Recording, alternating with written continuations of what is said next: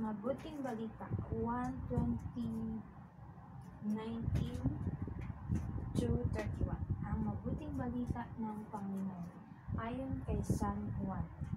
Kinagabihan ng linggo ding iyon, ang mga alagad ay nagkakatipon. Nakapinig ang mga pinto ng bahay na kanilang pinagtitipunan dahil sa takot nila sa mga Hudyo. Dumating si Jesus at tumayo sa gitna nila. Sumainyo ang kapayapaan, sabi niya. Pagkasabi nito, ipinakita niya ang kanyang mga kamay at ang kanyang tagiliran. Tuwang-tuwa ang mga alagad na makita ang Panginoon. Sinabi na naman ni Jesus, sumainyo ang kapayapaan. Kung paano sinugo ako ng Ama, gayon din naman sinugo ko kayo. Pagkatapos sila'y hiningahan niya at sinabi, tanggapin ninyo ang Espiritu Santo, ang patawarin ninyo sa kanilang mga kasalanan ay pinatawad na nga, ang hindi ninyo patawarin ay hindi nga pinatawad. Ngunit si Tomas, na tinaguri ang kambal, isa sa 12, ay wala roon nang dumating si Jesus.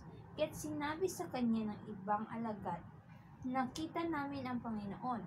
Sumagot si Tomas, hindi ako maniniwala hanggat di ko nakikita ang butas ng mga pako sa kanyang mga kamay, na isusuot dito ang aking daliri, at hanggat hindi ko na ipapasok ang aking kamay sa kanyang tagiliran. Makalipas ng 8 araw, muling nagkatipon sa loob ng bahay ang mga alagad. Kasama nila si Tomas. Nakapingid ang mga pinto, ngunit pumasok si Jesus at tumayo sa gitna nila. Sinabi niya, sumainyo ang kapayapaan. Saka sinabi kay Tomas, tingnan mo ang aking mga kamay, at ilapit dito ang iyong daliri. Ipasok mo ang iyong kamay sa aking tagiliran. Huwag ka nang mag-alinlangan, maniwala ka na. Sumagot si Tomas, Panginoon ko at Diyos ko. Sinabi sa kanya ni Jesus, naniniwala ka na ba sapagkat nakita mo ako? Mapapalad ang mga naniniwalang kahit hindi nila ako nakikita. Marami pang kababalaghang ginawa si Jesus na nasaksihan ng mga alagad, ngunit hindi natatala sa aklat na ito. Ang natatala rito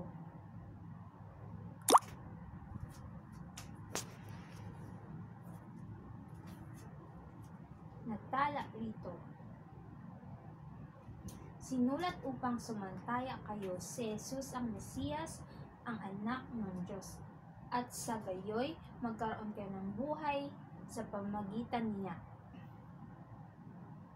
Ang mabuting balita ng Panginoon. Salmo tugunan.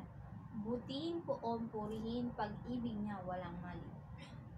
Second Sunday of Easter, Divine Mercy Sunday. Unang pagbasa, mga Gawa 4 verse 32-35. Pagbasa mula sa mga Gawa ng Apostol. Nagkaisa ang damdamit isipan ng lahat ng sumampalataya, at di itinuring ni numan na sarili niya ang kanyang mga ari-arian, kundi para sa lahat. Ang mga apostol ay patuloy na gumagawa ng kababalaghan at nagpapatotoo sa muling pagkabuhay ng Panginoon.